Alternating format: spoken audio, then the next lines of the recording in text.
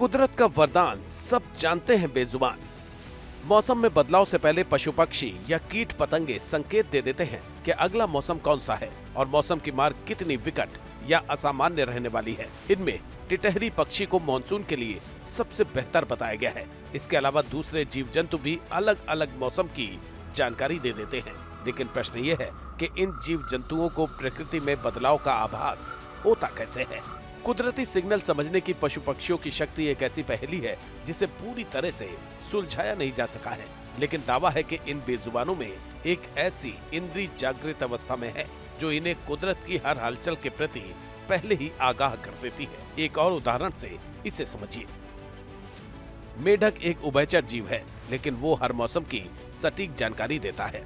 बारिश आने से पूर्व ही मेढक जमीन के नीचे दलदली जमीन से बाहर निकल कर जाता है। लगातार बारिश जारी रहने की सूचना भी मेढक अपने टर्राने की आवाज से देता है। लेकिन सर्दी आने और मानसून जाने से पहले ही मेढक टर्राना बंद कर देता है। इसके अलावा गर्मी का मौसम आने से पहले मेढक दलदली क्षेत्र में चला जाता है।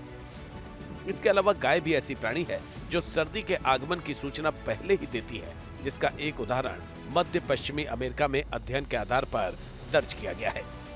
आयोवा के एक किसान ने गाय की एक पीढ़ी का अध्ययन किया है, जिसमें पता चला है कि सर्दी के दिन आने से पहले गाय की खुराक बढ़ जाती है और गाय की ये खुराक आने वाली सर्दी के तापमान पर निर्भर होती है।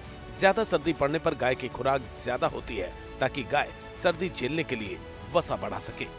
लेकिन ऐसा आभास बेजुबानों को होता कैसे है, इसके पीछे कारणों में वैज्ञानिक सेंस की बात करते हैं।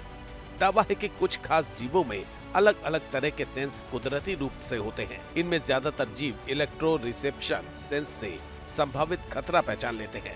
वहीं कुछ जीव कुदरती हलचल को अल्ट्रासाउंड तरंगों से पहचान लेते हैं और पृथ्वी के ज्यादातर जीव मैग्नेटिक फील्ड का अच्छे से इस्तेमाल कर सकते हैं।